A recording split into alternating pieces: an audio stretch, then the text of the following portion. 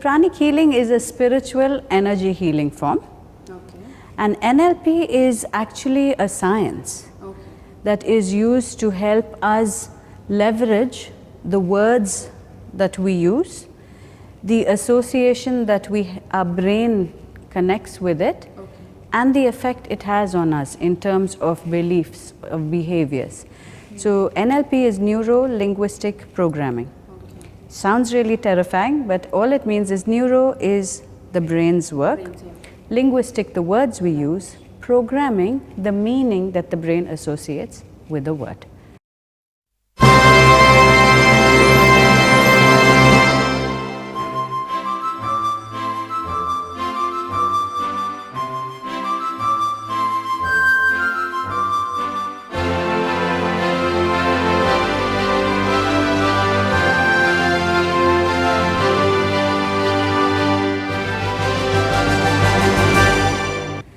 So if I were to say to you, meeting new people, in an introvert or somebody who's very shy, that phrase, the meaning associated with it is panic. Fear. So when the panic association is made, the body immediately knows I have to start palpitation, I have to start sweating.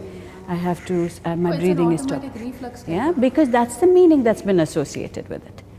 Whereas to somebody who loves meeting people, who think meeting new people, yes, adrenaline spike, excitement, you know. So what we do is, where the brain has one go-to meaning, we give it choices. Perhaps it could mean this, or this, or this. So the next time that person is in that situation, they don't have to automatically go to panic, they now have options that they... You're the mother of very young children, so 0 to 5, children are learning values, right and wrong. So we think we can teach them values later in life, we cannot.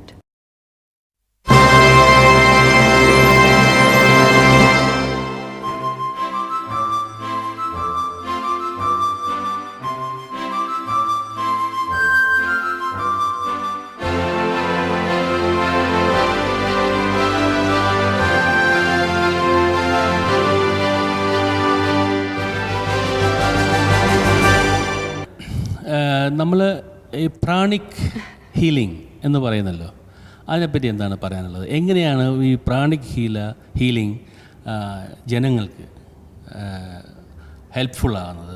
Malayalam, but to really express myself, since I'm not a Malayali, I have to stick to English. Pranic, that is not the question. Now you're asking me about pranic healing, so I will answer about pranic healing. Pranic healing is a form of energy healing, which is based on the 13 main chakras that we have, which govern the major and minor organs. And we are basically just energy forms. The whole universe is just energy. And when anything enters our energy body, you know, sometimes you say, I feel like I'm going to fall sick tomorrow. It's because the sickness is already in your energy body. And you can sense that before it enters the physical body. Sometimes you enter a room and you just feel at the back of your neck that prickling feeling and you know somebody's entered, right? It's just that aura entering before you. Exactly. So what they show in movies, that you know, a son walks in and the mother is suddenly aware. So that's kind of energy. Wow. So they're not just faking it. It is actually there. Body, we clear the chakras and then the organs automatically get healed. Okay. So it's does this have something to do with Reiki? So how do you perform this? It's a no contact healing. I can heal you sitting in front of me, or if I'm in another country even, as long as I know what you look like, so I can form the image. So we scan the aura, we scan the chakras, we see where there's congestion. Is it through telepathic? So how far? What's the distance? Any distances? No, any. That's what she said. I mean, she just needs to know how you look like. I have patients I treat in India. Okay. Do you while doing pranic healing, you also can read minds? No, I can't. Are you No, I scared? can't. Please This is just a very, read your mind. it's very interesting that only the men ask me this. Yeah, that's what I asked. The first time I trained as a pranic healer and came, my male colleague said, "Oh God, you can read our minds now." I said, "Why? What is in your mind that you're so scared?" Actually speaking, Women have no problem reading. actually speaking, I would always observed, and it's also it's the reason that I bring up this topic as a talk show, just for the reason that I've always observed the strength in woman. However, the public says that she is But that's the reason in Indian mythology, energy is a female embodiment. Shakti is So a I always found their strength over. No, I cannot compare. I don't want to compare it with men. But men, when you compare men attitude and woman attitude, men work with their brains. Yeah. When women, they work with their inner feelings and inner inhibitions and inner thoughts. They can assess others better than a man. They can assess the movements, their feelings of their counterpart, if it is woman or a man. Which is why I say we're complementary. Exactly. You know, so you need intuition as much as you need logic. Yes. And the two go together. Nature has not given you both. Why? Because I would disagree with you. I don't say it has not given us. We have it in varying degrees. You will find men who are very much in touch with this feminine side of themselves who have strong intuition. You have women who are very strong with the masculine part of themselves, who will be very strong with logic. It is varying forms of energy within people. I don't want to get into that because then it goes into a very micro level of debating this. Correct. I would rather keep it at the level where we have complementing strengths. In an organization where they have found that women CEOs are able to manage their finances of the company far more efficiently than men. Women will take risks with a very calculated approach because a woman's job has traditionally been to safeguard. having said that, we have seen this in women running nation, women running the military, the police, the mayors, and the collectors. They do more efficiently. Why? Because the reason is, my observation is, they are dedicated to what they have been committed. Also because a woman is never only about a task. Exactly. For instance, a man has been raised to go out, work, earn money, and look after your family. So he comes home, he gives you money, you have his children have food, they go to school, his job is done. They're conditioned like that. That was in the past. But a woman's job, sit at home, doesn't mean sit at home and cook and give. No. She has to make sure that money that is given is well budgeted and well used. She has to make sure of the individual well-being of every member of that family. Exactly. So see, in our terms of acting, when I'm doing acting workshops, and I always put woman as an example. Look at the role of a woman: a daughter, a wife, a lover, a wife, a mother, bread earner. Yes. Okay.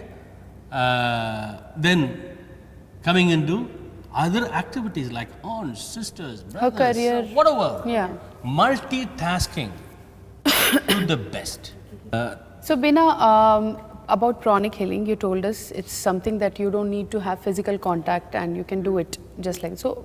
NLP and pranic healing, it's definitely not the same. They're two different things. Totally So you can tell us more, throw more light on that. So pranic healing is a spiritual energy healing form. Okay. And NLP is actually a science that is used to help us leverage the words that we use, the association that our brain connects with it, and the effect it has on us in terms of beliefs, of behaviors. So NLP is neuro-linguistic programming. Sounds really terrifying, but all it means is neuro is the brain's work, linguistic, the words we use, programming, the meaning that the brain associates with the word. So if I were to say to you, meeting new people, in an introvert or somebody who's very shy, that phrase, the meaning associated with it is panic. Fear. So when the panic association is made, the body immediately knows I have to start palpitation, I have to start sweating. Oh, it's an automatic reflex kind my of. breathing is stopped. Yeah, because that's the meaning that's been associated with it. Whereas to somebody who loves meeting people, who think meeting new people, yes, adrenaline spike, excitement, you know. So what we do is, where the brain has one go-to meaning, we give it choices. Perhaps it could mean this, or this, or this. So the next time that person is in that situation, they don't have to automatically go to panic, they now have But panic is options that still they an can go option to. for them. But panic is still an option Because for it's them. already It's an conditioned option. that way. It's already conditioned. It's there, it's there. But we have removed, maybe we have removed the physical demonstration of panic. Okay, so values are something that we're not only taught, but we imbibe between the ages of 0 to 5. You're the mother of very young children. So 0 to 5, children are learning values, right and wrong. So we think we can teach them values later in life, we cannot. And values form an intrinsic part of everything we do. So sometimes you'll find someone's in a job, good salary, good title, everything is good, they're not happy. There may be something that company is doing or the nature of the job that is against their value. And they can't see it. That's when we feel it's not right. Whereas beliefs are formed as a result of experiences, of upbringing, of education, which is why you can have a limiting belief or an empowering one.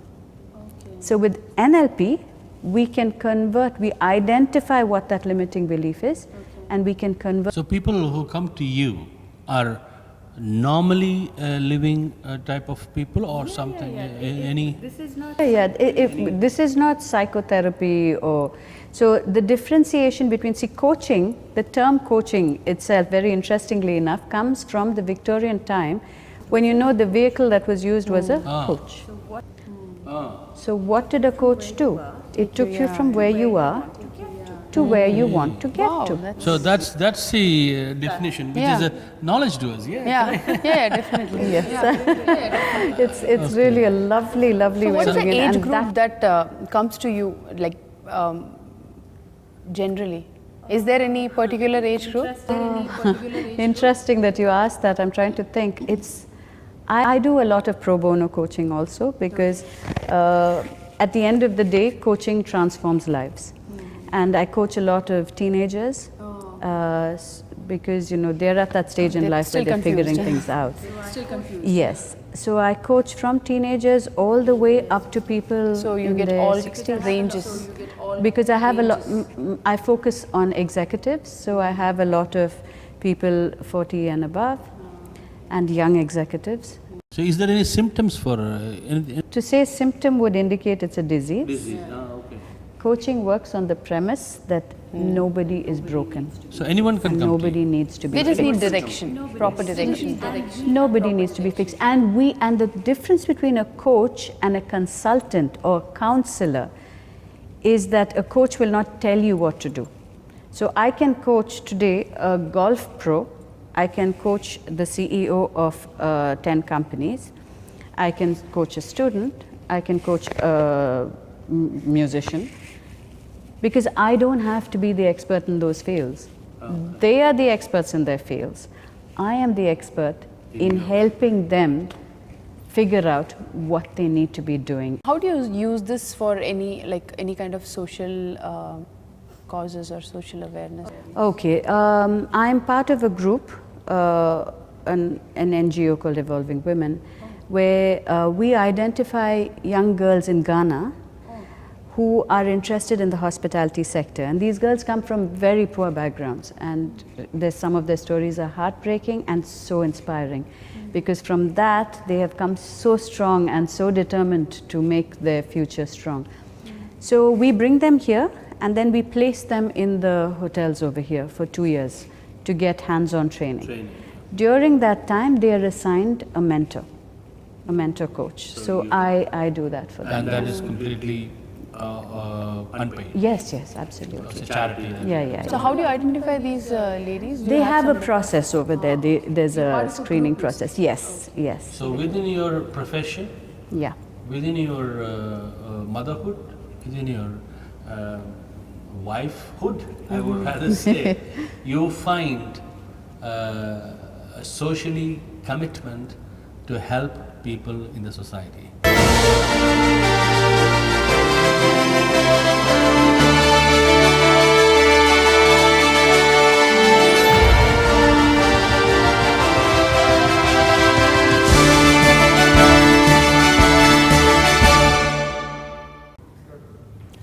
Welcome back every one.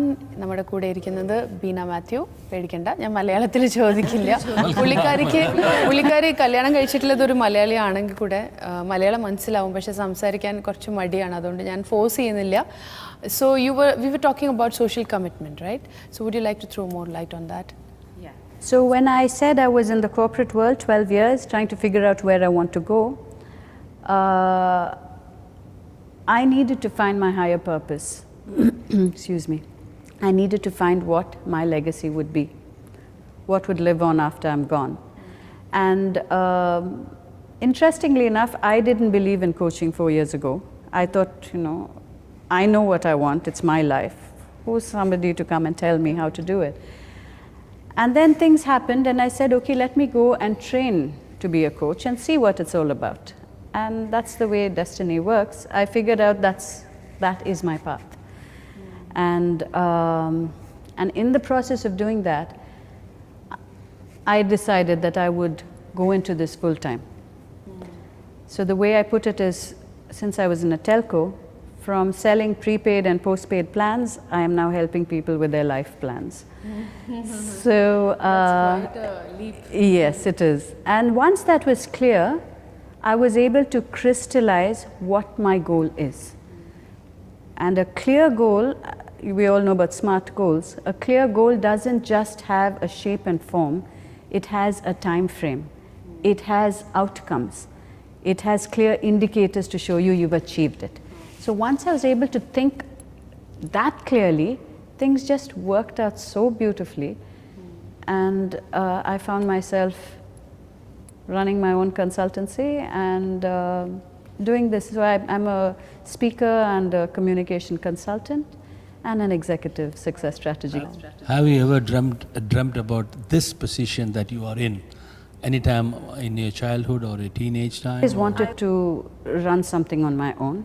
I have always That's liked quite that. a leap. Yes, not this. And I did know that whatever it is I want to do would be helping other But people. you wanted to didn't be- think you'll be doing this, right? Yeah. Yeah. This was. You fit into the pranic healing. Everything. This is what it takes to go. Yeah. Yes, it is it like does. that, and you Because I'm able fit to into actually, the, pranic, my clients are able to healing get their and breakthroughs NLP. and I think very we got fast. connected each other. Because as a pranic healer, I'm more tuned to their energies. So more intuitively, I'm able to support them, which helps. Now, the highlight is that after achieving your own way of doing Pranic Healer, NLP practicing and all the thing, and you are socially committed to the girls who are from a poor country, helping them find a life for them. Yeah. End of the day, Commendable. Yeah, end of the day, I believe every woman has one key role, which is to be a role model and a supporter of other women.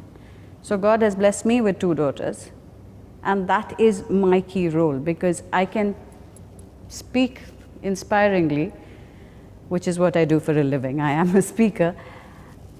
I can teach them a lot, but if they don't see me living it, it's not going to have an impact. What is the subject that you have been asked to speak on public?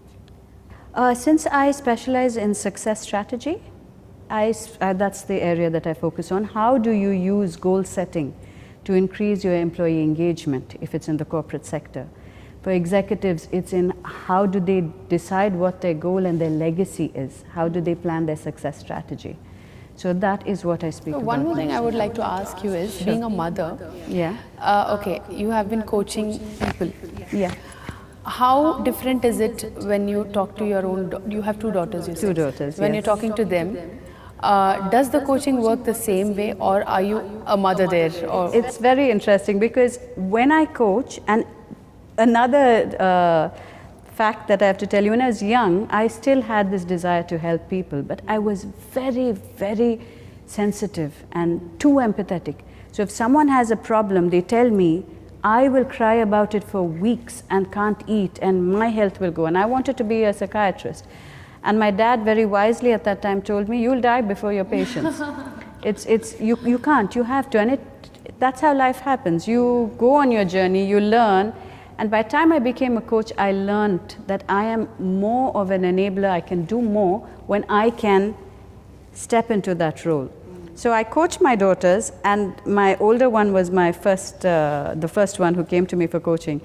And I overheard her telling the younger one, it's not like you're talking to Amma. When she's a coach, she is Coach BINA. So they see you differently. It's and I step into that. I step into that role. How difficult is it to step into Very that easy, role and very be a easy, practitioner? extremely easy. So So when they we see are you coaching, differently. that's not their mother, that's the coach. How and I will difficult is it to never step bring into anything that that role is said and in the then come coaching back to session their into They have another. accepted you as a coach. And that the test for me and whether I'm able to do that was, one of my clients was abused by his dad as a kid. And that story, if you just tell BINA, I would have been weeping on that sofa and not be able to move. But because I was Coach BINA at that time, when I realized how strong I was, and because I was strong, I could help him move past that, that was for me like, okay. NLP helps attitude problem. Anything. But unless the person himself or herself wants to. Like anything in life. It's like telling a smoker, right? You can give them all the facts and figures. Till they really want to, it's not going to happen. Yes. Yeah, but they have to they do have it to. from themselves. So they have to think and They come have to you. to, yeah. Because otherwise the conscious brain is going to resist. Exactly. So, yeah. Exactly. Yeah, because then there is a wall. When you are listening to everything, you have a wall. How much you enjoy 200%. this, I say, you are fully contented. Have you had to coach your husband anytime? Very indirectly. That we all do, right? More than Pranic Healing, when I trained as a hypnotherapist, I think that's when he got scared. So anytime I talk softly, it's like, what is she doing? So, yeah. No, but my family, and that's the thing when we come down to being feminists, when women say, we can do it all on our own and whatever, it's because I had a dad who believed I shouldn't be given any less opportunity, or I'm in no way less than any boy out there. I grew up with that mindset. And then they say, we find a spouse who is like our parent. So I found a husband who has that same feminist attitude. And so for him, the more I go out and succeed, the more I do well, the prouder he is. Exactly. And my daughters in turn are shaping their concept of the relationship between a man and a woman, seeing this. Yes. It's a Right? very good example. Because they are seeing, like my mom, to give you an example, was working in the Indian telephone industry. And she was very good with technical stuff. So when something went wrong in the house, my dad would actually just say, where is she? Fix this. നമുക്കൊരു break പോയാലോ? Yeah, ഒരു break എടുക്കാം. We'll come after a short break.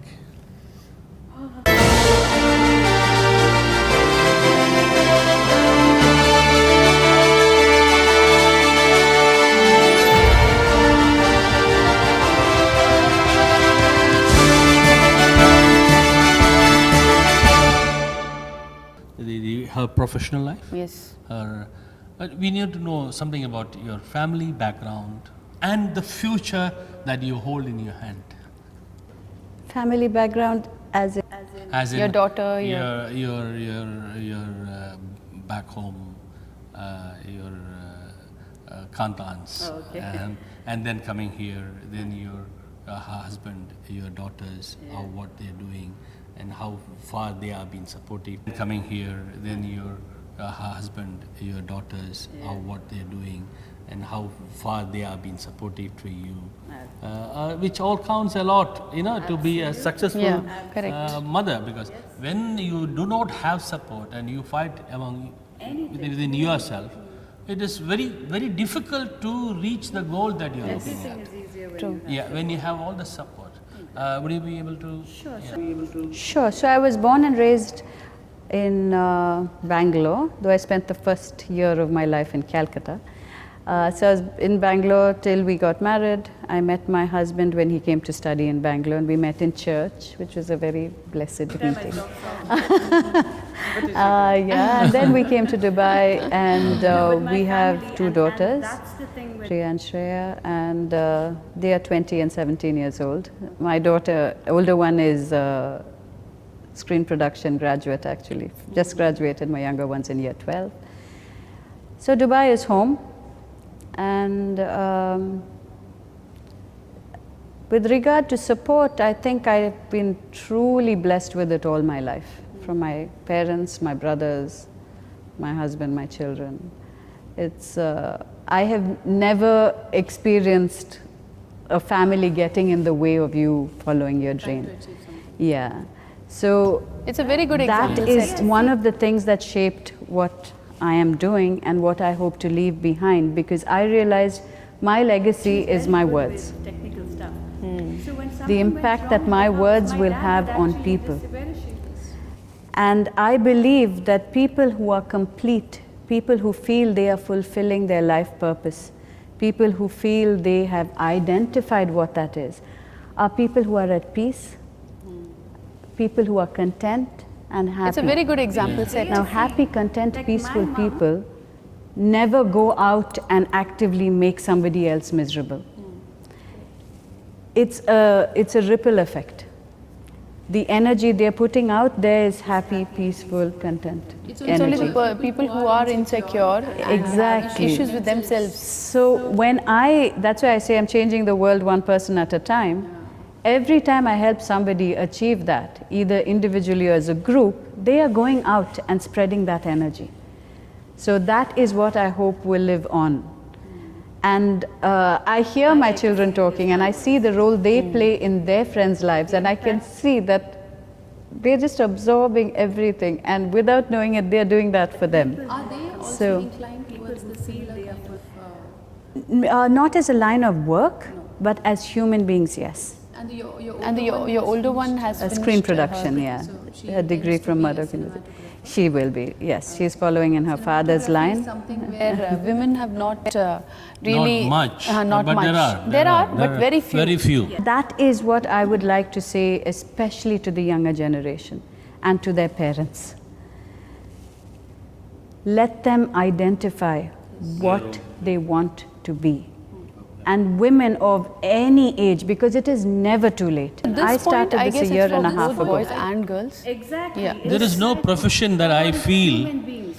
There is no profession I feel that is reserved for men or reserved for women. Yeah. And any human being deserves the right. Exactly. We were created with a purpose. Are they also inclined towards... And another thing that I say, which may not make me very popular with traditional parents, is that I don't like, very romantic in movies when they say, you complete me. Because I am, but it's rubbish. It's rubbish. because we're created complete. Exactly. God has created every one of us complete. Yes. Exactly. We find somebody who will enhance. No, they are complete in their own way. Completed. And we are all flawed at the same time. So you find somebody whose flaws you can manage to live with for a few decades. Nobody's perfect. And who will tolerate yours, and who will, resonate with your imperfections. exactly. So you can both complement and strengthen each other. That is what you do. So I tell young people, men and women, don't be in a hurry to go and just get married. Find yourself first. Know yourself. Know who you are. Know what you want to be and what you're meant to do in this world.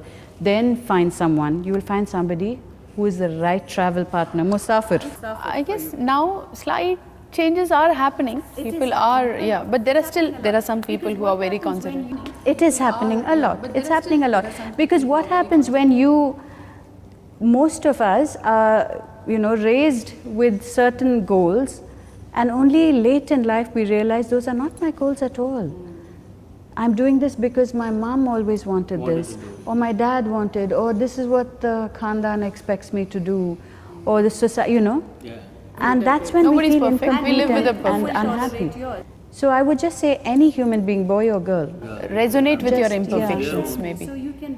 Girl, have to choose their own way of doing it. Now the concept was, why should I marry a man whom I do not know, rather than be with a man whom I knew for ages and then get married?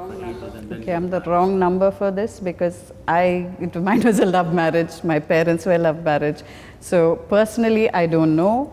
But I have seen people, like we have a good friend who says, all of you fell in love and got married. We got married and fell in love. So there's no magic formula, honestly speaking.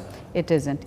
But what I believe is, even in an arranged marriage, if I know who I am and what I want in life, when I am speaking to that person, I will clearly be able to express that. And somebody who expresses support and understanding and respect for that, and who I can see is also clear about what they want, that's a perfect match. Correct. Well said. What's your message for the next generation?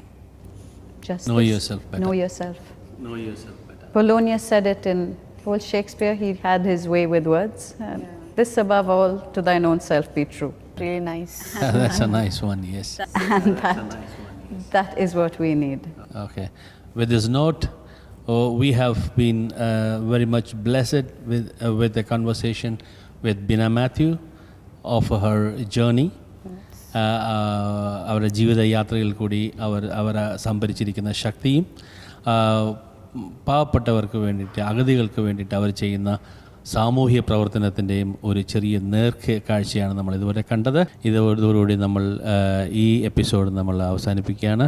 Thank you very much Shirin to be part of this, and thank you Beena Mathew for having come here to be our guest and bless this occasion. Thanks a lot.